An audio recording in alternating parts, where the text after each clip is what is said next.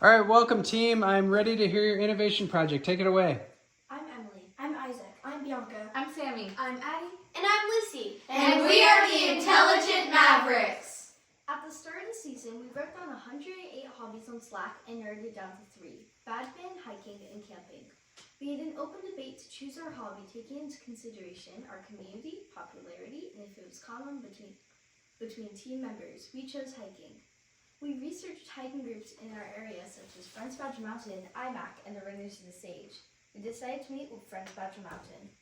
Friends Badger Mountain is a local group of volunteers who create public trails in the Tri-Cities. We interviewed David Comstock. He taught us that they only have 73 volunteers, which is not a lot considering they work 1,112 hours per year to support 300,000 hikers. He taught us many problems, but we chose a lack of volunteers because it is the key to maintaining all the others. Our problem is a lack of volunteers. At the start of the season, we wanted our piece to inspire volunteers, so we decided to expand our art horizons. We visited the Arkansas Museum of Fine Arts, the Van Gogh Experience, Utopian Garden Gallery at the Park, and the Wonder Museum, Seattle. We also went to The Aerostar movie! You need to calm down. We were inspired by Andy Arkley's You Can Do Most Anything in Seattle. We chose to replicate this art piece because disabled people and people of all ages can enjoy this experience. For blind people, they can be immersed in the sounds, while deaf people can enjoy the multicolored objects and animated lights. Moving on to tech research, we interviewed Cheyenne Schneider, a cosplay artist. She taught us about LEDs, Adafruit, and wiring. We also talked to Doug Love, a software engineer, about parts for our project, like the NeoPixel LEDs and the Feather RP2040 microcontroller. Finally, we talked to Mr. AC. He taught us about soldering and audio work with Audacity. For version 1, we had geometric objects, such as the lupine, a commonly found plant on badger. We had buttons and hiking sounds to add to the exhibit. Our backdrop was made out of a room divider and butcher paper with the Friends of Badger Mountain spray painted logo. For version 2, we wanted a higher quality, more portable exhibit with animated LED lights. Our backdrop uses 2 tripod poles with 3D printed connectors to hold up the 7x6 canvas, which was painted with gesso and outdoor acrylic paint in the shape of a Friends of Badger Mountain logo.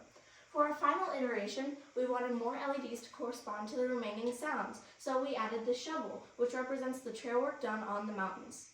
We went from a gatorboard podium to a 3D printed button box held by a tripod. We used Audacity and headphones to record sounds with the feel of hiking, also sounds that you find while hiking, through our artistic interpretation. We utilized CircuitPython to code sounds and LEDs in sequences such as chase, comet, and blink, all in different colors. The hardware required over 100 solders, creating circuit diagrams, and 3D printing a variety of slip-in connectors.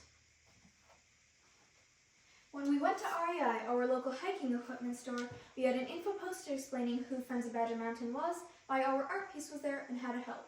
We invited people to play with our exhibit. Out of 130 people, 61% of people had heard of Friends of Badger Mountain, but only 19% had supported them. And 36% of people did trail work, while 21% of people donated money. We took version 2 of our exhibit to Columbia Basin College to gather more feedback in a different environment. This time, only 19% had supported them, and just 7%. This time, only 90% had heard of Friends of Badger Mountain, and just 7% had volunteered. This supported our hypothesis that more people had heard of Friends of Badger Mountain at REI because REI was geared towards hiking. We shared our previous solution with Sharon Grant, Steve Gann, and Jim Linden, Friends of Badger Mountain board members.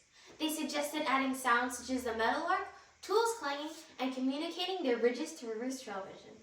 They also emphasized the importance of portability and a quick setup. Next, we met with the creator of You Can Do Most Anything, Andy Arkley. He had suggestions on more sophisticated tech, such as quantization through Ableton and a MIDI Fighter Spectra button pad.